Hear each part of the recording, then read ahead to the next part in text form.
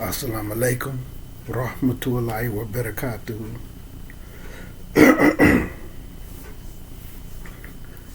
So, the brother, he hit me back up. He in the comments and he made a little bit, he discussed some of the details of the issue. So, brother, now that you added a little bit more detail to the situation, what I did was pulled up a couple of fatwas, right, on an individual that's kind of in a situation like yours. And I looked at your name. I remember you because I remember you was asking the masjid wouldn't marry you and the sister at one point in time. And y'all went ahead and did things and figured out how to get married. But, brother, you're newlywed. I would say my advice still gonna be the same. Like, you're gonna have a little bit of patience. You're newlywed, and before we get to these fatwas, I want to kind of talk about bad dawah, because, like I said, I don't know the sister, but there is a thing. Bad dawah is really a thing, right? You might want to look at the sister foundation, right? And I'm gonna be extremely honest, because I've seen this a lot.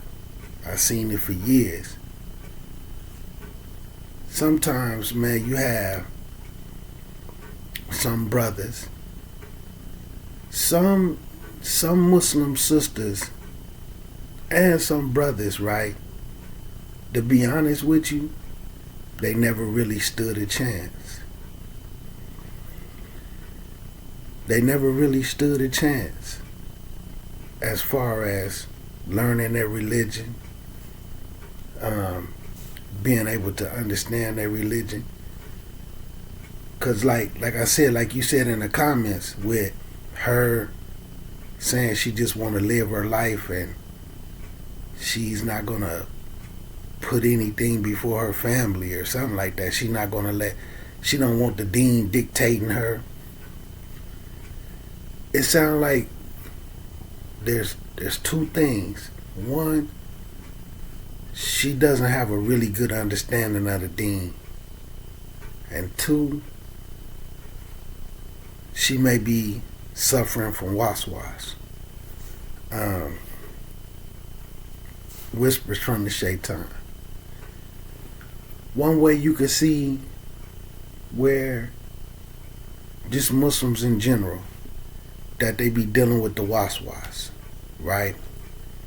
You'll see some Muslims, they may be sitting down, relaxing, and then they'll just say, you know what, I feel like listening to the Quran. I feel like studying this. I feel like doing 2 rakats for Tawbah, for thankfulness, right? I want to find somebody to give some zakat to. But then you have some Muslims, and this is how you'll know that they dealing with the waswas. They'll be relaxing, and then just out of the blue, they'll just be like, I want to get high. I want to go to the club, right? Because these suggestions that come through their mind, and they may be dealing with things in life, and these things be whispered through their head as a suggestion, but they feel like it'll make them feel better. I need to go to the club. I need to go smoke me some marijuana.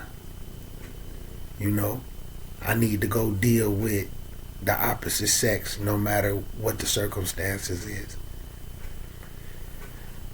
So she might be suffering from the was-was, man. You know, to say that she don't want any deen, she don't want Islam to be dictating her life, and she not gonna let Islam dictate her life, and she putting her family first and all that.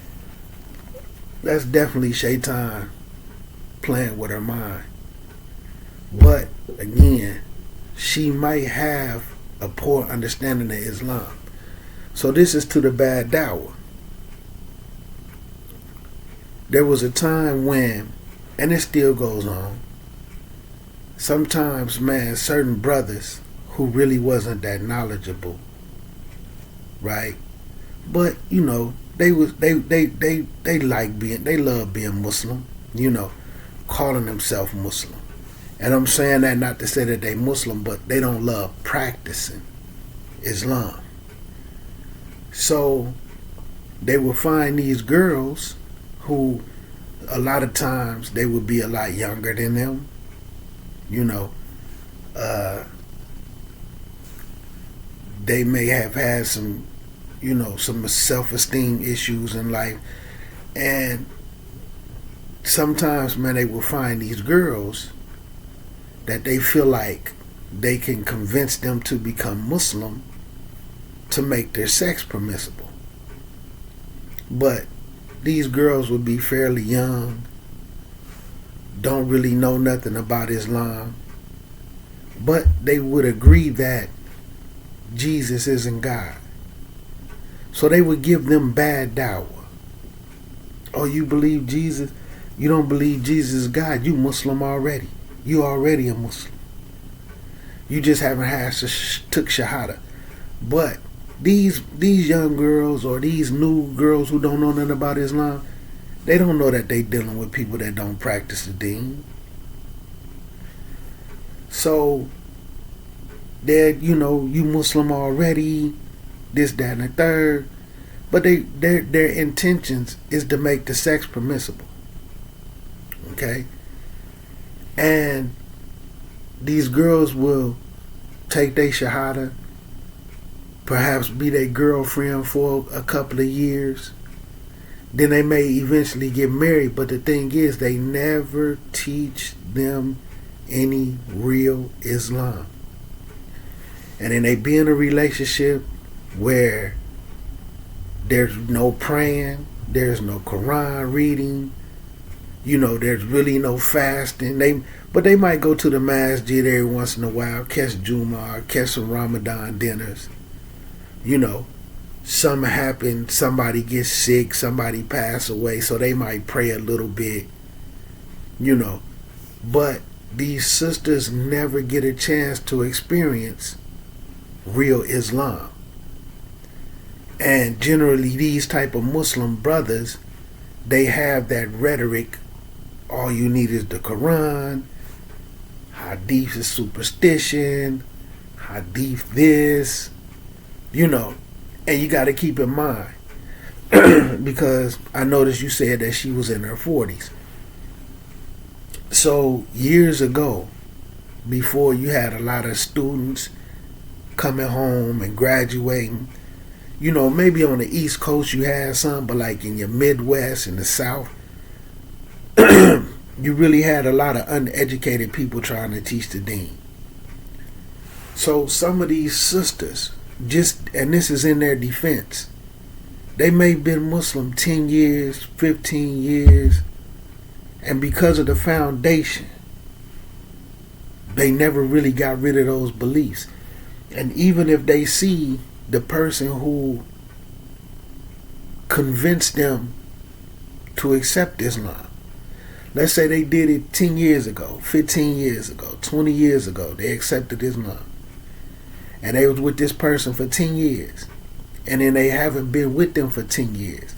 And they could look back and be like, this dude ain't even Muslim.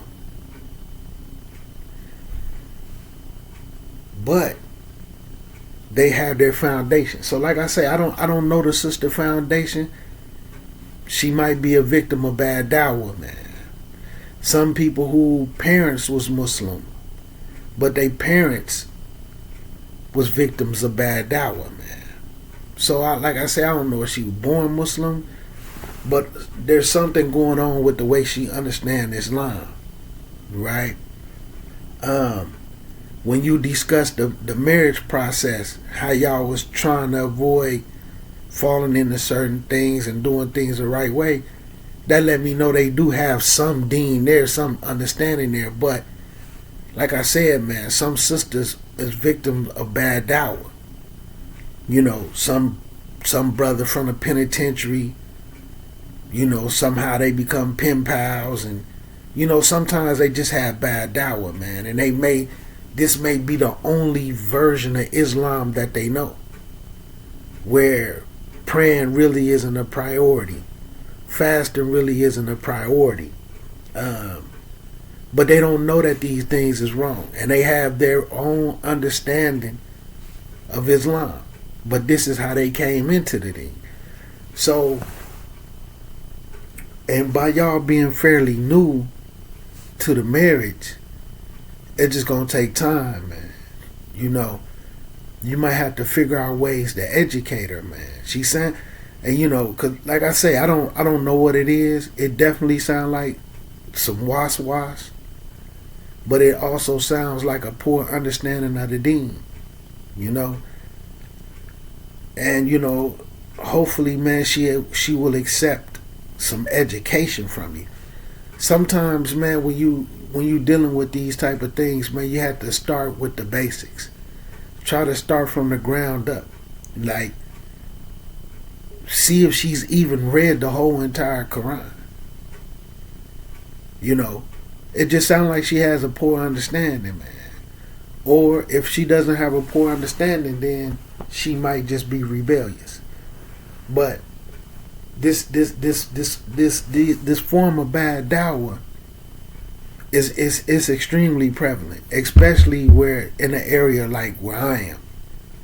And see, I'm able to speak about this, man, because I've seen it time and time and time and time again, to the point where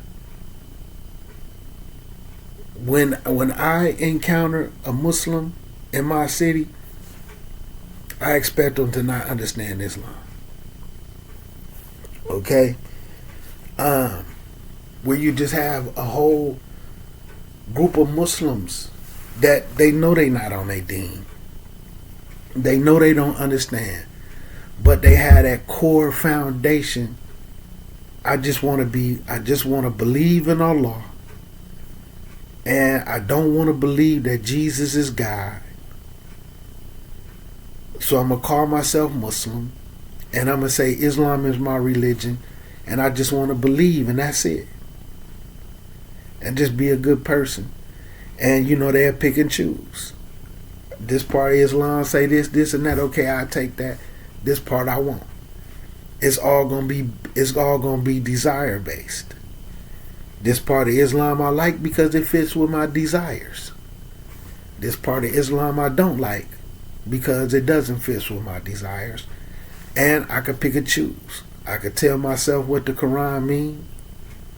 You know, I could tell myself all of these things.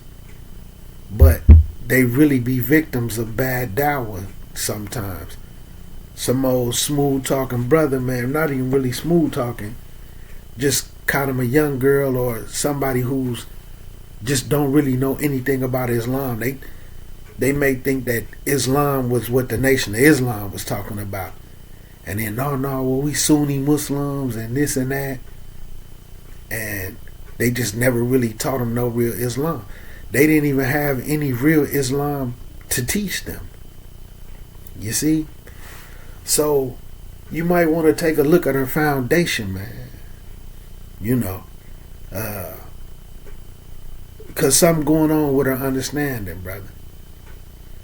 And, you know, may Allah make it easy for you, you know. And then you got to keep in mind, you know, it's hard out here, man. It's hard out here. So, let me read a couple of these fatwas, man. But because I just gotta say this again, man. Like I'm just gonna be honest, man. Some of these sisters and some of these brothers, man, they really just didn't. They just never stood a chance. And I'm to the point because I've seen it so much, and I've seen it over the years. I just really seen it. I just seen all the damage that it did. And I still make dua for the people that are Allah accepted from them, because they just they just truly don't understand. They really don't know any better. And then when you like that, you gonna deal with the whispers of the shaitan. And shaitan is gonna play with your mind, especially like in a case like yours, brother. Where you fairly new to the marriage. Most likely y'all fairly new to meet, to one another. Y'all respected the process and try to do the things the right way. And shaitan could possibly be creeping in. And it's just sometimes, man, people just be victims of bad dawah. They really don't know and they really don't understand Islam. Then you have another form of bad dawah, which is really just harsh. And somebody actually got offended with me because I said that I'm not going to push that type of rhetoric, divorce, divorce, divorce. Now let me explain why. When you understand Islam, not saying that other people who have a point of view, not saying that they don't understand Islam, but out of all the permissible things that a Muslim can do, Allah Azza wa Jal hates divorce the most.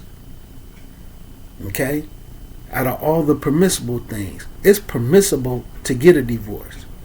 But Allah Azza wa Jal hates divorce. Okay? So when you look at some of the scholars, or when you look at people from the past, divorce definitely wasn't encouraged. Because they understand the tricks of the shaitan. Alright?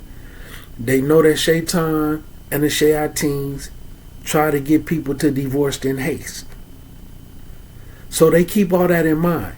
So you will see people who have some level of education or a small level of education, or somebody like me who just privy to a certain level of information.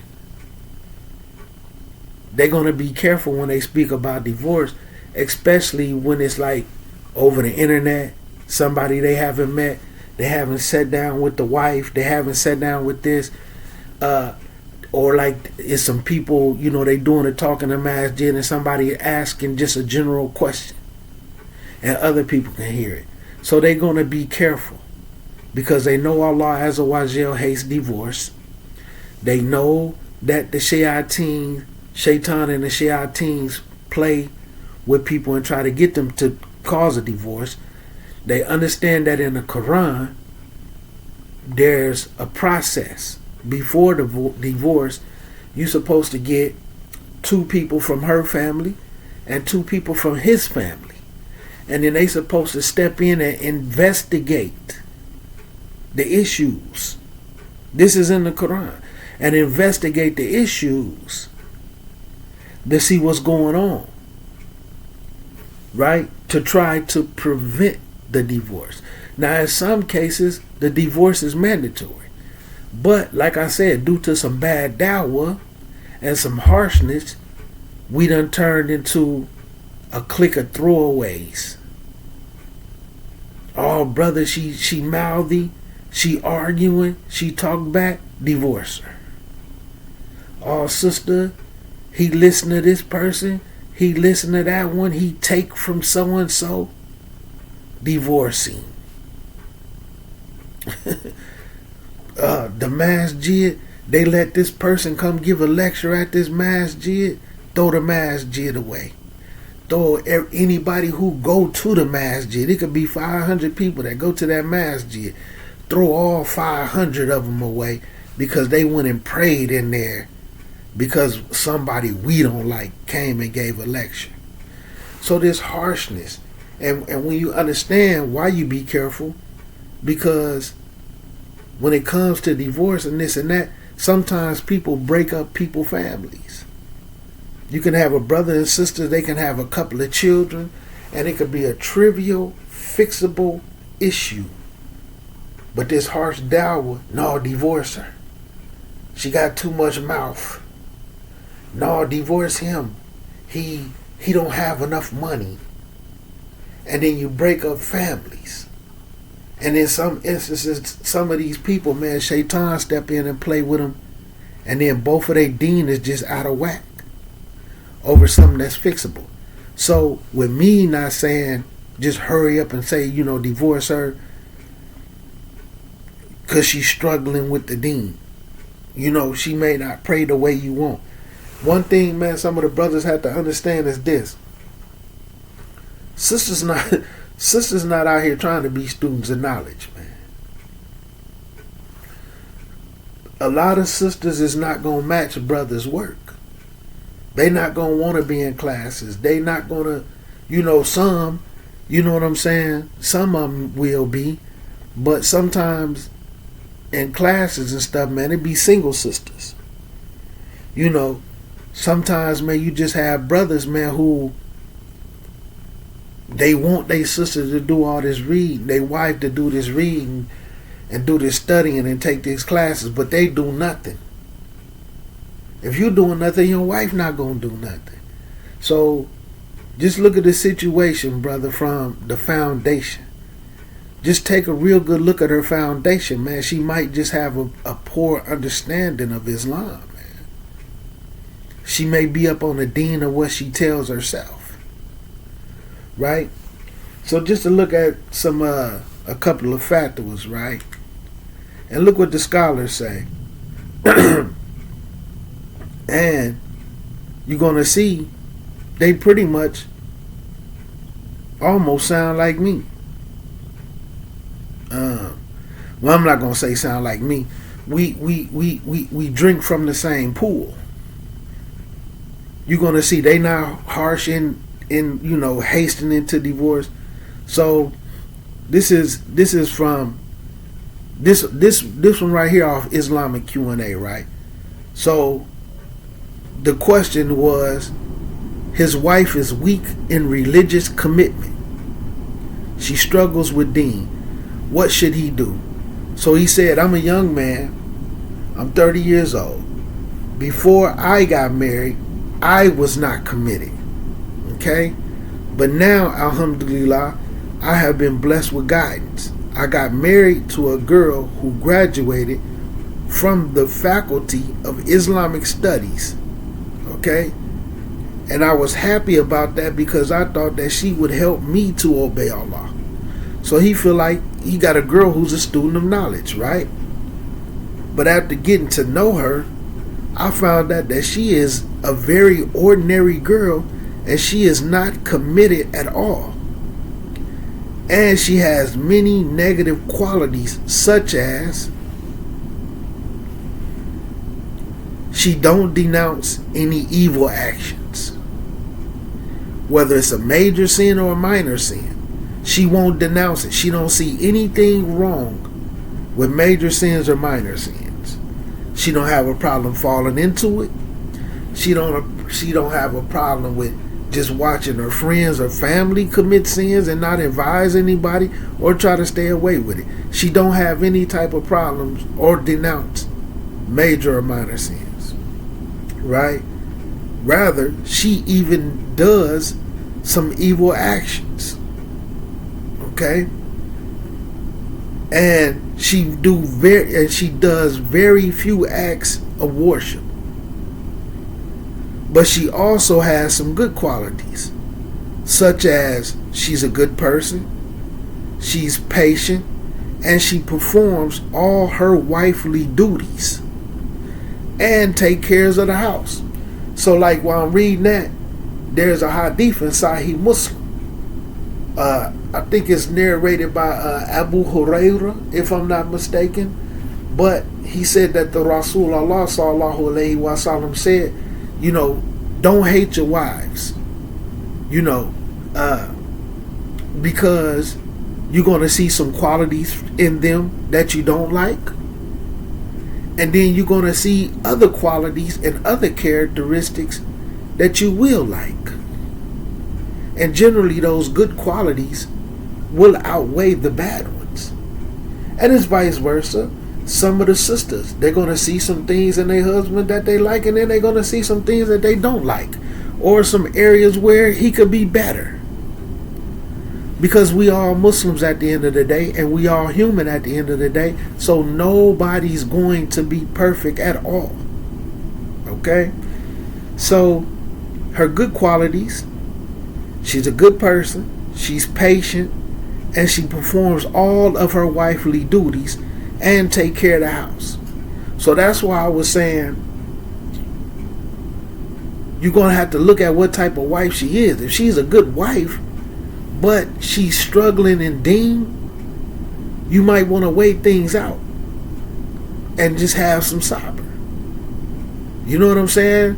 Now, if she's a bad person and she just refusing deen, not struggling, you really have to look at the situation. So then he says, what upset me is that I wanted someone who would help me to be more committed by marrying a woman who was religiously committed. But I found that the one who I thought was religiously committed needs some help herself. And this is my problem. I hope that you can help me find a solution. So this was his question to the Sheikh. The Sheikh said, the problem that you describe is one that is faced by many young men, okay, who thought that their wives could learn and give dawah, and that they would strive hard in worship and help their husbands to be religiously committed, no matter how much the husband fell short in that.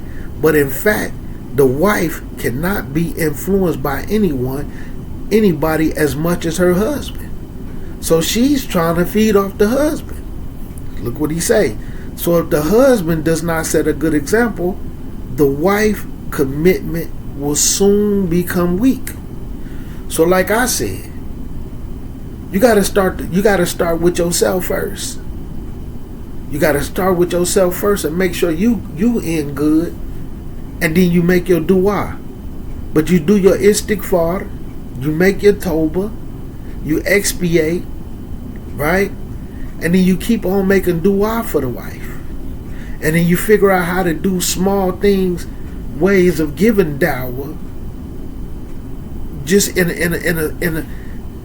but you have to figure out what's to your wife and how does she learn? How she accept dawah. This is where you're gonna have to start. So it says, so if the husband does not set a good example, the wife commitment will soon become weak. This is what usually happens. This does not mean that there are not good situations in which the woman is the example who leads her husband along the path of guidance.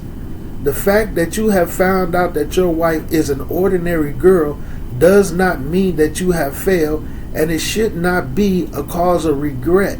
Rather, that should be a motive for you to seek the reward for calling her to guidance. It don't say divorce her. Like I said, some people had an issue with me because they felt like I didn't jump straight into divorce her. And then I gave other instances and things from the deen. Right? So then it says, what you have mentioned of her good qualities will help you to achieve that, inshallah. Because she has some good qualities, so she has some understanding of the deen. So you should be the one who calls her, reminds her. When they say calls her in English, they really saying you should be the one to give her dawah and remind her and advise her. Fill her free time with beneficial things such as tapes, YouTube, because now YouTube and the internet, podcasts, right? Books, and different lectures. And do not give up on rebuking her for some of the evil actions that she falls into, but do that in a gentle, compassionate, and loving manner. And see, this is similar to the type of advice that I'm giving. It don't say be harsh and just hasten to divorce her, right? Try to make her join a little group or something with some people who memorize the Quran or listen to lectures, right? And form ties with some other righteous families. These are the best ways in which you can help your wife to strengthen her faith. But this is also going to strengthen both people. Perhaps what you mentioned about her not worshiping much is related to your own shortcomings in that regard, or to your neglecting to get her to join in with you. Try to help her and remind her of the virtues of nafils, doing sunnah prayers, sunnah fasting, the reward for praying qiyam al-layl and fasting, tahajjud. Do as many of these acts of worship with her as you can, because these are the things when you do the extra things, right? And you try to stay consistent with it. Like it say, this is when Allah start to love the person. When they start to do the extra deeds. So that's why the Sheikh is advising, try to get her to do some sunnah prayers, some sunnah fasting, praying at night during tahajjud, right? And then it says, be the leader of your wife. And try to help prevent her from doing haram things. Create an environment where a lot of the haram, isn't present. You see what I'm saying? If she want to get on the phone with her girlfriends or, other women that she know, whether they work associates, try to do some things where y'all doing something together and she possibly don't want to be on the phone. You don't have to try to beat her over her head. We need to listen to this. We need to listen to that. Because she might be influenced by bad dawah. She may be, let's say for instance, the person you want to get her to listen to. Maybe she's been told she can't listen to that person. We don't take from that person. We can't listen to that person. These are things that people have to be mindful of. And figure out how to get through. You gotta figure out what the root cause is if you really want to fix the problem, right? So, and then it says, making a dua, which comes from the Quran, our Lord bestow on us from our wives and our offspring the comfort of our eyes, and make us leaders of the muttaqun, the pious. Right? And there's another Quran ayat that's saying, worshiping your Lord, you have to worship Allah in order to become one of the muttaqun. Sometimes people have a poor understanding of what worship is, right? Because some people, like I said, some people don't even know that Salah is worship because they just look at it as prayer. When you go look up the word worship, before I get to another fatwa, and I'm gonna rush through this, let's pull up the word worship. Okay? Worship, right, is showing reverence and adoration for a deity and honor with religious rites. Salah is an act of worship. Fasting is an act of worship. Prayer is asking for stuff. So some people, when it's saying in the Quran, worship your Lord, you have to understand this is the way to show your admiration and your and honoring your Lord, your deity, with religious rites, certain things, certain actions, certain behaviors, such as making salat. And where it say in the Quran, and this is where a lot of people fall short. Let me pull up this ayah real quick.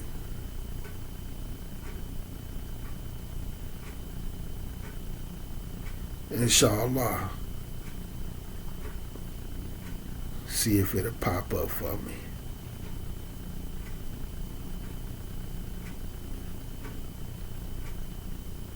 Yeah, in the Quran, Surah 2, ayah number 21.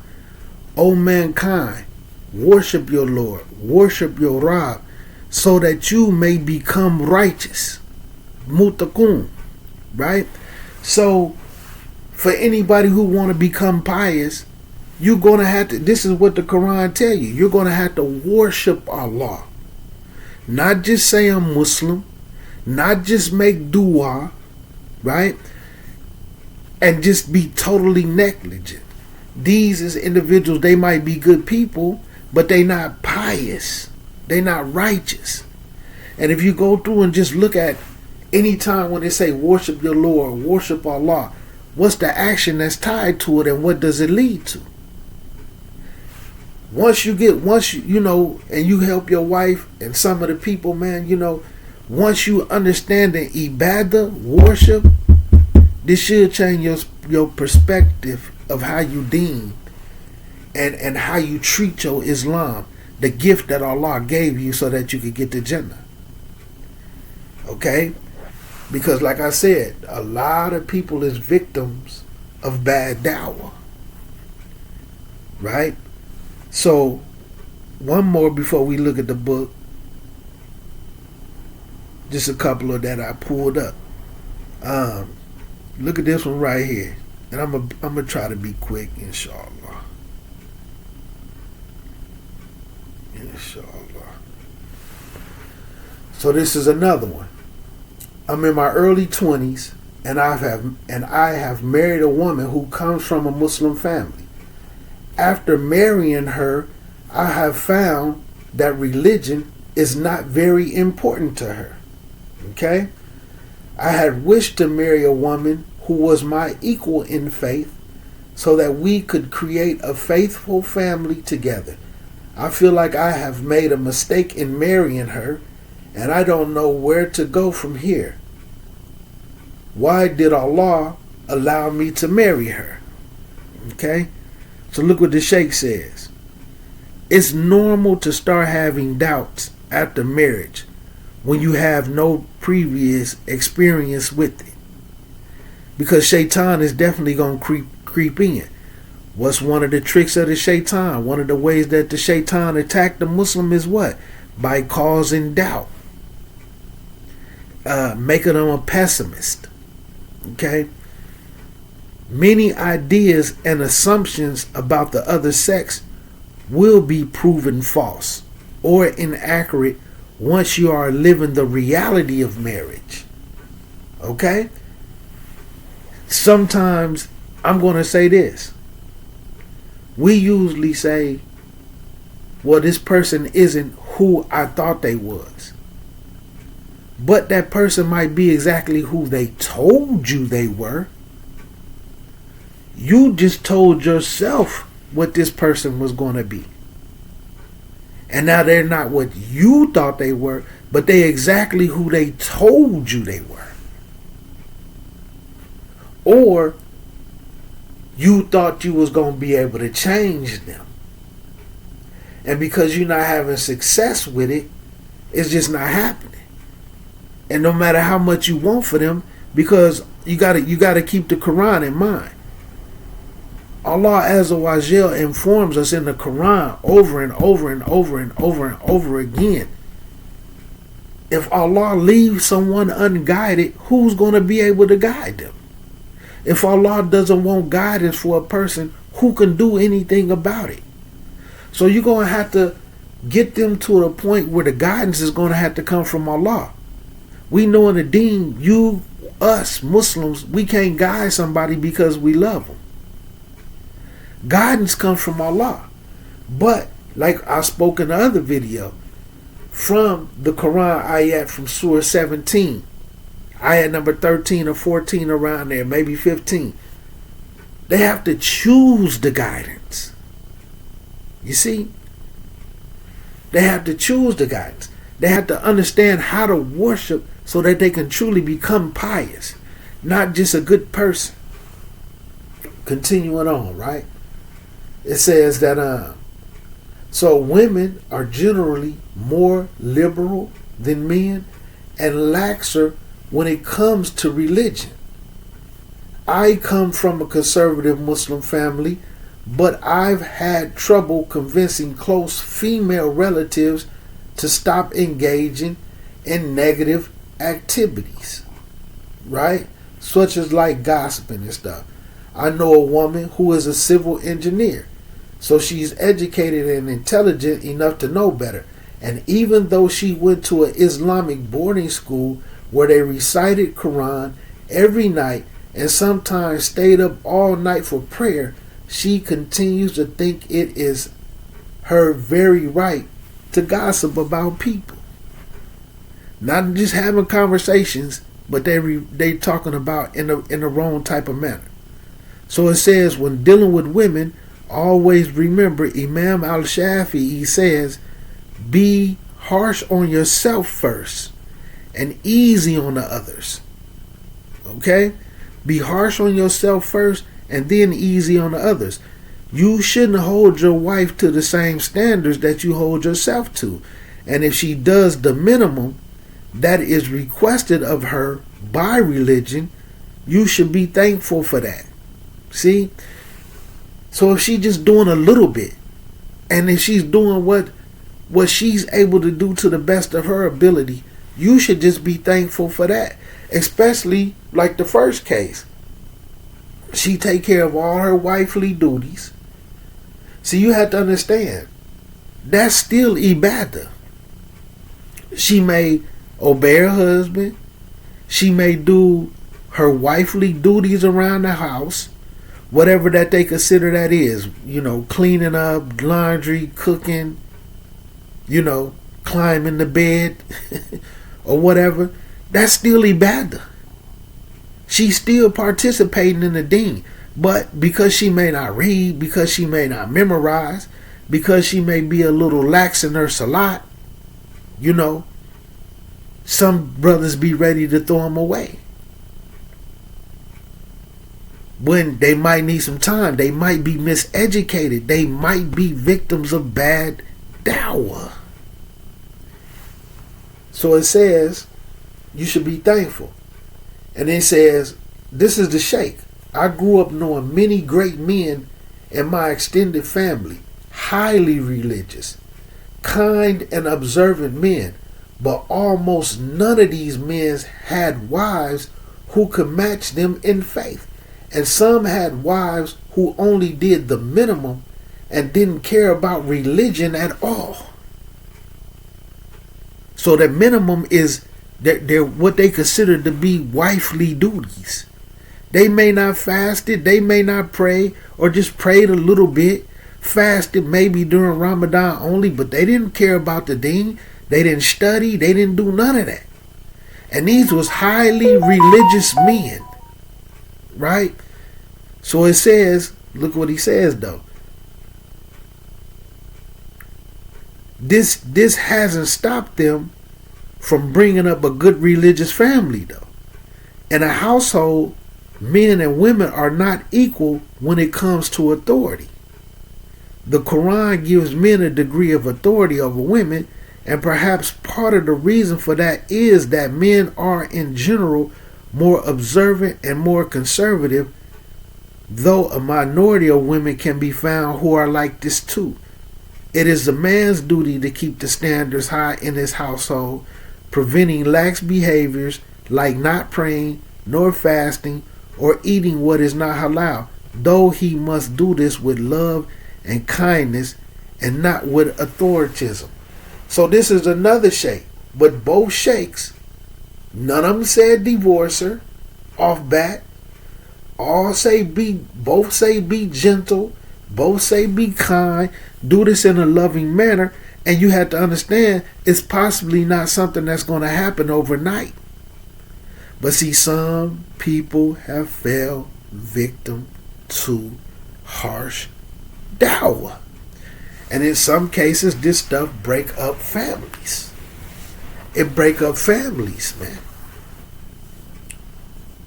Now, of course, if the wife does the obligatory deeds and avoid the haram, then this is the most you can expect of her, and leave it to her as a free-willed human being to make up her mind to do more if she wants. Now, if it says, like, if she doesn't do the bare minimum religiously as far as praying and fasting, but she's a good woman, or if she's a bad woman and still don't do the thing, you're not obligated to stay with her. If you want to leave, if you want to divorce her, you can. But don't divorce her in haste, because you never know what she can become. You just have to analyze the situation and get down to the nitty gritty. What's the cause of this? Because again, she may be a victim of bad dawah. She may be a victim of bad dawah. But neither one of these scholars say, just divorce her, get rid of her, find a new one. You can't, it's hard. It's been people out here, man, been single for years. Can't even find a good person to be with. You know, if that, you know, some qualities is good. If you got to understand, if they taking care of their wifely duties, that's still part of their deen. They might not listen to lectures. Y'all might not be able to take classes together. Just certain things like that. And this is for anybody dealing with that situation. They just might not be that. But if they're a good woman and they good company, and y'all enjoy each other, and y'all can talk, y'all can have some conversation, then don't worry about it. Because your Islam is for you, and then her Islam is for her. You see what I'm saying? Now, if she's a mushrik, if she's sitting around worshiping the ancestors and a lot of this weird stuff that people be doing, okay, now that's a whole different ball game. But it's a difference between somebody just struggling with their Islam, or their Islam is null and void, and you know y'all really don't have a lot between y'all except for, you know, your little assalamu alaikum, wa alaikum salam, you know, Allahu Akbar, alhamdulillah. You know, this is because I know couples that's all that they have, but outside of that, they really good for each other. You know, you just have to be patient, man. So then, for Fatwa Islamiyah, right? This is one by Sheikh bin Baz. So it's in the book of marriage, right? So it's saying basically the wife has bad manners, and she's harsh, and she basically is a little negligent in her religion. So he asked Sheikh bin Baz to advise him, right? And the Sheikh tells him it's incumbent upon her to turn to repentance to Allah, right? Allah Ta'ala. And to guard her tongue, you know, adjust her character, right? Because this is just one that's disobedient, right? And it's legislated for her to supplicate much for the guidance and to become pious. And it is legislated for the husband to advise her continually and to warn her against these manners and being negligent in the deen and having bad characteristics, right? If advising her does not work, then you may abandon her as much as you think is beneficial. Ignore her around the house. If she's want to sit in the living room and watch TV, go do something in the basement.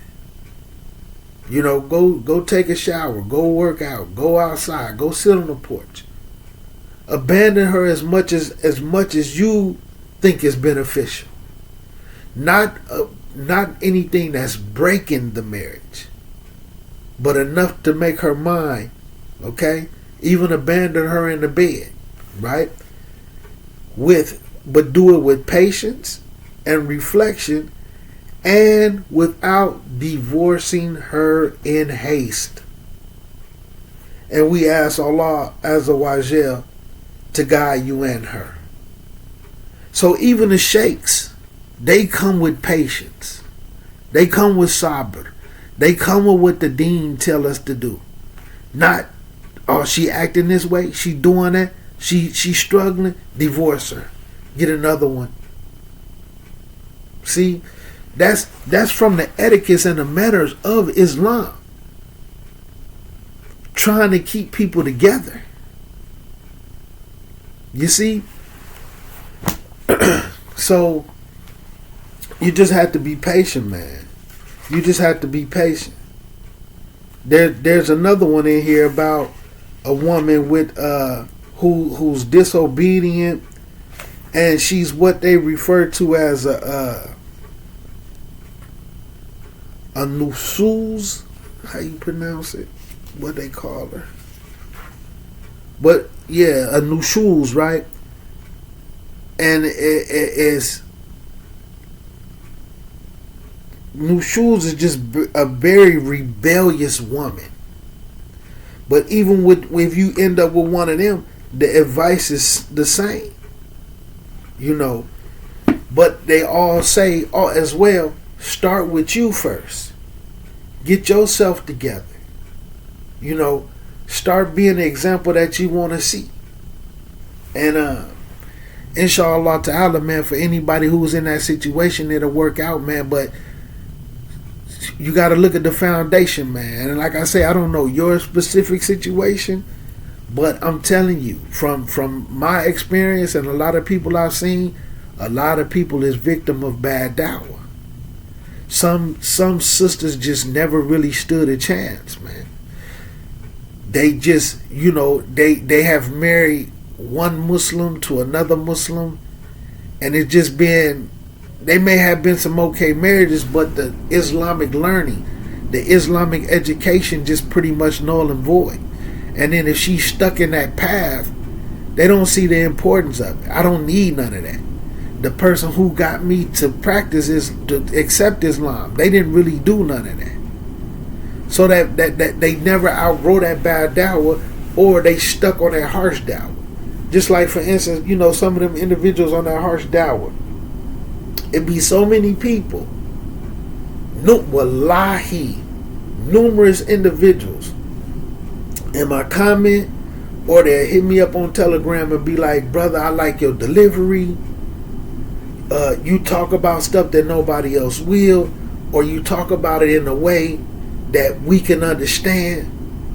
You're a good brother. Then they'd be like, man, you should, you know, like one person, man, brother, you know, you this, you that, you right there by Chicago, man, you should come see Bilal Hakeem Davis. You know, alhamdulillah, man, I appreciate the offer, but I got something going on. I can't come see Bilal Hakeem Davis. I wouldn't go see Bilal Hakeem Davis. Not that I have an issue with him, and not that I would tell anybody else to stay away from him. But because I didn't go, now they got to throw me away. Anything they thought about me, everything is wrong because I didn't go see Bilal Hakeem Davis. But see, these individuals, due to some bad dawah, they feel like you have to go see Bilal Hakeem Davis. I don't have to listen to him. I don't have to go see him. He my Muslim brother, but I don't have to listen to him. I don't tell anybody else to take from, not to take from him or not like that. I don't have anything against him. But I don't have to listen to him. I don't have to listen to anybody. Just like people don't have to listen to me. But see, some people, due to bad dawah, the people that they listen to, they think they have to listen to them. These is the only people that you can listen to. I'm not a victim of that dawah. Even certain people that I like, some of the brothers that I love, I don't have to listen to them. My favorite person, if they finna come and be at the masjid across town and I got something to do, and then they teaching something that I may have ijazah in or some things like that, But if I choose and I go, I could choose and I go. I don't have to go listen to him, even if it's my favorite person. And see, that's what I'm saying. Due to some bad dawah, there's certain individuals, they could like you, they could say you this, and they could say you that, but then they be like, man, such and such giving a talk, man, you should tune in. No, I'm cool. What, you ain't tuning in? You have to listen to them. You against the Salafis. No, I ain't against nothing. I don't have to listen to that if I don't want to. What part of that y'all don't understand? But see, they so programmed, if you don't do it, then we gotta throw you away. Throw me away, that's fine. I'm not your trash though, brother. You can't pick me up and throw me in no garbage can. But this is bad dawah. And then they want to impose that on everybody else. And sometimes in marriages, just like the example that I gave, with the sister and the husband. And the masjid actually, like some of the detail I left out, some of the people at the masjid, the imam and everything, was calling her husband a deviant. They was like boycotting him. They wouldn't salam him or none of that. And she bought into that. When it said with some real scholars say, hey man, knock it off. What are you doing? Who told you to do this foolishness? Not no scholars, because right now, I done read from 3 different scholars. None of them said have that harsh type of behavior. You know what I'm saying? The Deen of Islam, like it say, man, don't hate your wives. You're going to see some things you like and you're going to see some things you don't like. Hey, if she's not handling her business, even if she's not doing the far things, you don't have to stay married to her. You can divorce her if you want to, but it didn't say flat out divorce her. That's not the dawah, man. But anyway, man, this done got too long. You know, may Allah rectify your affair. And brother, like I say, I remember you. Man, you only been married, man. You just been married a short amount of time, man. You know, give her some time, man. Look at the foundation, man. She may just be miseducated. You know, she may have a poor, you know, sometimes people have to unlearn certain things. How did she become Muslim? The people, what, you know, whether it's her parents, like what type of Islamic background did her parents come from? Like what type of Islam has she been taught? Because that stuff she's saying, man, that's a poor understanding. That's her own understanding. She may have heard that stuff from some other people. You know, you got to figure out what the root cause is before you can fix it. You feel what I'm saying? But anyway, man, assalamu alaikum rahmatullahi wa barakatuh. And may Allah Azza wa Jal rectify your affairs and rectify the affairs of the Muslims and help us all and help us grow. And it's just that time, man. It's time for us to go back to the real deen, to the real dawah, and get rid of all this harshness, get rid of this throwaway mentality that we have. Oh, the imam said what? And it might not even be a mistake. Throw the imam away. Throw the scholars away. Throw the masjid away. Throw all 200 Muslims that go there for Jumu'ah. Throw them away. Throw away your wife, brother.